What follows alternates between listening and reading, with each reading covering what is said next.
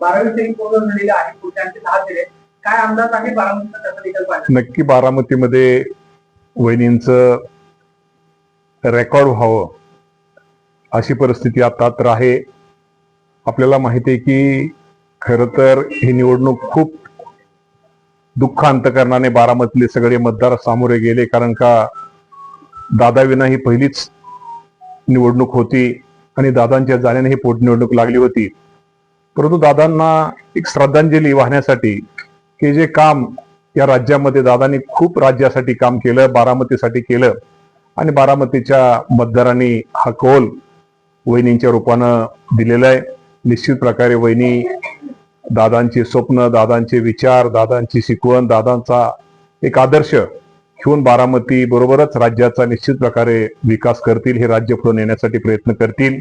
या निवडणुकीमध्ये या राज्याचे मुख्यमंत्री देवेंद्र फडणवीस साहेब असतील, उपमुख्यमंत्री एकनाथजी शिंदे साहेब असतील, सर्वच महायुतीच्या घटक असतील आणि विरोधी पक्षाचे सुद्धा सर्वच पक्ष असतील, या सर्वांनीच सुनेत्रा वहिनींना जे सहकार्य केलं त्याबद्दल मी एक दादांच्याच वहिनींच्याच एक महायुतीतला एक घटक या नात्यानं मी सर्वांचे आभार मानतो. 100% वहिनींनी आपल्याला ट्विट केलेल्याचे वहिनींची गोष्ट बरोबर आहे, कारण का हा विजय शेवटी दादांच्या जाण्यानं झालेली ही निवडणूक आहे आणि सगळ्यांनाच आजही दुःख आहे.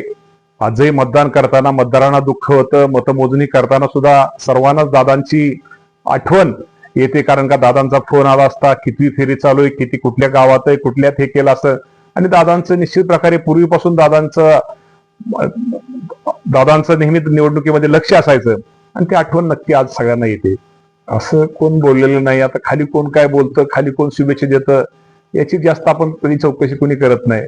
या बाबतीमध्ये त्याचं प्रत्येक असं त्यांचाही आमच्या ह्याच्यावरती डोळा नाही आणि आमचाही त्यांच्या ह्याच्यावरती डोळा नाही. बारामतीचा राजकीय वारस तर सुनेत्रा वहिनीच. मी आता तुम्ही आता विनाकारण तुम्ही ही करू नका ना. आता सुनेत्रा वहिनी खूप चांगलं काम करतील. तुम्ही सगळे, आपणच सगळे म्हणून सुनेत्रा वहिनीने परत राहू. 2029 सुनेत्रा पवारच बारामतीचे उमेदवार असतील. मग 100% याचा उमेदवार असतील, काय त्याला तेच असतील ना.